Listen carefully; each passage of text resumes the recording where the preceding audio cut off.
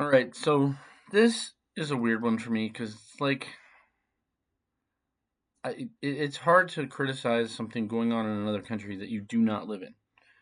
Um, but since I know some people there, I don't know people in BC that much. I know like one person that I could like communicate with. But uh, this just seems so bizarre that they would be ordering these people to cull their ostriches. And I don't know if you've ever eaten ostrich, but it's pretty good. Uh, yeah, actually, the meat is like chicken, but cleaner tasting. It's yeah, I've eaten it and I really liked it. I mean, I'm just not gonna lie, but I don't know what the. And then also, I heard that the eggs are like very nutritious and they're huge. Like it'll feed your whole family like in one day. Like the whole egg is so big. Um, that's what I heard. I don't know. I've never had an ostrich egg, but I have had ostrich burger, and it was delicious. And you know, it seems like what kind of bothers me about this is like we talk about the genocide against the First Nations or the Native people, and here in America or the U.S., the way it was carried out was they killed off the buffalo. And I don't know if you've ever eaten bison, but if you have, I remember I used to eat bison like back in like 2009 and 10. I was getting it at the grocery store, and it was a little expensive, but it was so good.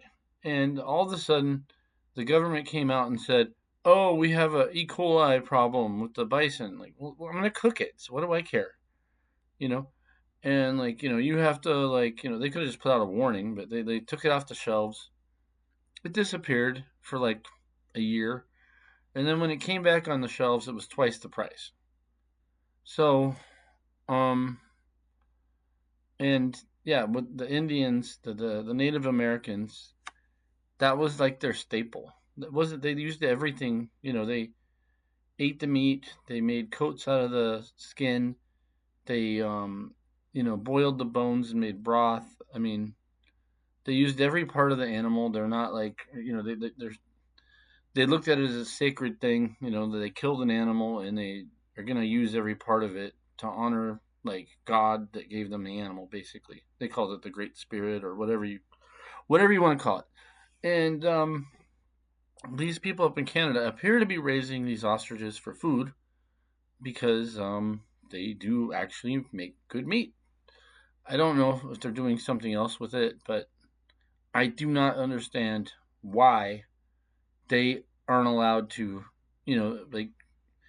like on if they have property that like can handle it and they have like fencing and stuff, why they can't have ostriches.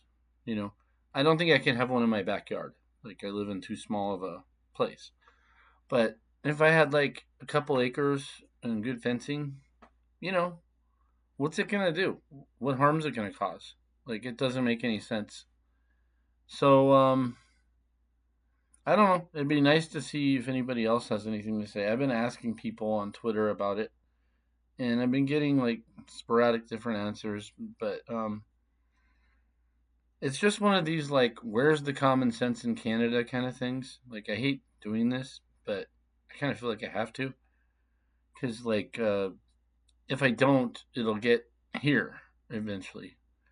Um, so it needs to be spoken up about just a little bit. Like if I can convince one person or something, because I don't see why these people can't like. I think you can raise ostriches around here, not necessarily where I live, but if you live like 5 miles out of town and have like 3 acres, yeah, I'm pretty sure you can. I don't know if they can handle. Well, yeah, if they can handle the weather there, they can handle the weather here.